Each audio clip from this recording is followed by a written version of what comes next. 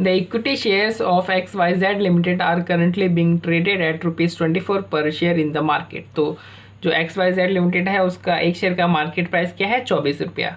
XYZ limited has total 10 lakh equity shares outstanding in number and promoters equity holding in the company is 40%। जो XYZ limited है उसके पास total number of equity shares है 10 लाख के, जिसमें से कि 40% प्रमोटर्स के पास है, मतलब कि 4 लाख शेयर्स प्रमोटर के पास है 10 लाख में से। PQR Limited wishes to acquire XYZ Limited because of likely synergies. The estimated present value of this synergy is ₹80 lakh. PQR Limited है वो XYZ Limited को एक्वायर करना चाहता है। क्या करना चाहता है? एक्वायर करना चाहता है। क्यों? क्योंकि उसे लगता है कि अगर ये XYZ Limited मेरे पास आ जाएगा तो मेरे इकोनॉमिक्स ऑफ स्केल मतलब बड़ इंक्रीज हो जाएंगे, यानी मेरे में सिनर्जी आ जाएगी, 80 लाख रुपए की सिनर्जी आ जाएगी। तो ये जो 80 लाख रुपए का गेन है ना सिनर्जी का, इसके लिए एक्वायर करना चाहता है XYZ Limited को।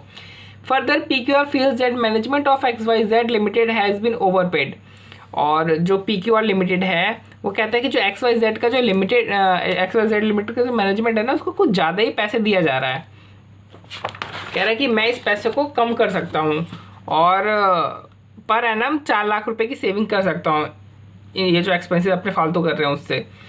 Top management with their families are promoters of XYZ Limited। और जो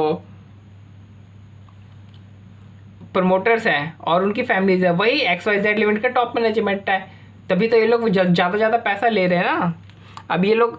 अब ये क्या करेगा कि जो PQR है वो XYZ को एक्वायर कर लेगा तो इसकी जो मेंबर्स थे प्रमोटर्स के उनको बाहर निकाल देगा क्योंकि बहुत ज़्यादा पैसे ले रहे हैं और किसी कम पैसे में अच्छे व्यक्ति को लगा देगा, है ना। तो ये सोच रहा है कि इस तरीके से मैं पैसे बचा सकता हूँ हर साल 4 लाख रुपये, और इस तरीके से मैं पूरे मतलब लाइफ टाइम में 30 लाख रुपए बचा पाऊंगा। कितने? 30 लाख रुपए बचा पाऊंगा। ये PV है, जितने भी सेविंग्स है ना उन सबकी PV बता रहा है ये कि जो 4 लाख करके जो बचाऊंगा मैं पूरे लाइफ टाइम में, उसकी अगर मैं PV कर दूँ अभी तो 30 लाख रुपए मतलब इस समय मैं बचा सकता हूँ। फिर ये कुछ इन्फॉर्मेशन दे रखी है, ये पूरी तरीके से इरेलेवेंट है क्योंकि ये इन्फॉर्मेशन PQR से लिमिटेड से रिलेट कर रही है, ठीक है। जबकि टेक ओवर किसका हो रहा है? टेक ओवर हो रहा है XYZ का। तो इस इन्फॉर्मेशन को ना पढ़ो तो कोई फर्क नहीं पड़ेगा। Required, what is the maximum price per equity share with PQR limited can offer to pay for XYZ limited. जो मैक्सिमम शेयर प्राइस अभी XYZ है उसकी शेयर प्राइस क्या चल रही है मार्केट में? 24 रुपये की चल रही है, अभी हमने पढ़ा था, ठीक है। तो मैक्सिमम ये जो PQR है वो कितना ऑफर कर सकता है? तो देखो इसकी कैलकुलेशन यहाँ पे क्या है ना, यहाँ पे जो PQR है वो पूरा का पूरा कंपनी टेक ओवर करना चाहता है। क्या करना चाहता है? वो पूरा का पूरा कंपनी टेक ओवर करना चाहता है। तो उस केस में हमसे पूछा है कि अगर ये पूरा कंपनी टेक ओवर करना चाहता है तो बताओ जो PQR लिमिटेड है वो एक शेयर का मैक्सिमम प्राइस कितना पे कर सकता है? तो देखो 24 रुपये तो पे करेगा, 24 तो मिनिमम है क्योंकि तो करंट मार्केट में चल रही है, ठीक है। ये तो कोई भी किसी को भी पे करना पड़ेगा। फिर अभी कितना मैक्सिमम पे करने को तैयार होगा? भाई जितना इसको बेनिफिट मिल रहा है, अगर ये बेनिफिट समझे कि मेरे को एक्वायर करने से बिल्कुल भी बेनिफिट नहीं हो रहा है, ठीक है, तो ये उतना ही पे करेगा ना कि अगर ये सारा बेनिफिट जिसको मिल रहा है अगर उसको त्याग दे, अपनी तरफ से 1 रुपये नहीं लगाएगा, ये जो बेनिफिट मिल रहा है सिर्फ उसको ये त्याग देगा, तो अब ये कितना मैक्सिमम पे कर पाएगा? देखो 24 गुणा 10 लाख यानी 2 करोड़ 40 लाख। 2 करोड़ 40 लाख तो इसे पे करना ही है, मार्केट से करता तो भी पे करना पड़ेगा। फिर जो इसको सिनर्जी गेन हो रहा है 80 लाख रुपए का, वो भी ये त्यागने के लिए तैयार है। जो इसको ओवर पेमेंट पे जो सेविंग हो रही थी 30 लाख रुपए की, यहाँ पे जो टॉप मैनेजमेंट जो फालतू पैसे ले रहा था सैलरी के नाम पे, उसकी जो सेविंग हो रही थी ये भी ये त्यागने के लिए तैयार है। तो मतलब टोटल 3 करोड़ 50 लाख रुपए दे सकते हैं 10 लाख शेयर के लिए टोटल। इससे ज़्यादा अपने जेब से 1 रुपये नहीं देने वाला, ये बस अपना गेन जो हो रहा था उसको छोड़ देगा, गेन नहीं करेगा, लेकिन अपने जेब से 1 रुपया देने के लिए तैयार नहीं है, ठीक है।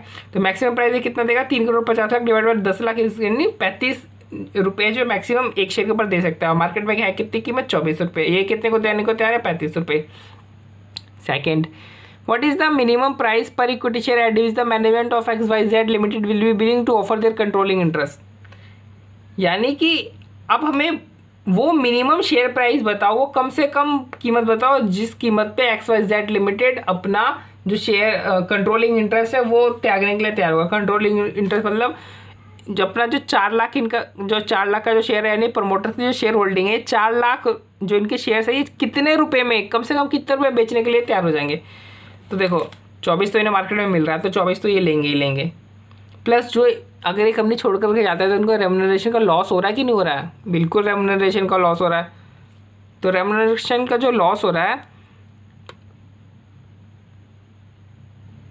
वो तो लेके जाएंगे, कहेंगे कि भाई ये लॉस हम थोड़ी सहेंगे, लॉस तो नहीं सहेंगे। तो यानी 96 लाख जो मार्केट प्राइस है उनके शेयर्स की, या ठीक है, और 30 लाख जो इनका लॉस हो रहा है, तो ये लॉस भी ये लोग कवर करेंगे। तो यानी 1,26,00,000 कम से कम लेंगे, यानी 1,26,00,000 लेंगे कितने? 4 लाख शेयर्स पे। तो एक शेयर्स पे कितना लेगा? मिनिमम 31.50 लेंगे, ठीक है। तो यहाँ पे देखो, मैं एक बात आपको बताता हूँ कि ये है एक्वायरर, ये है टारगेट।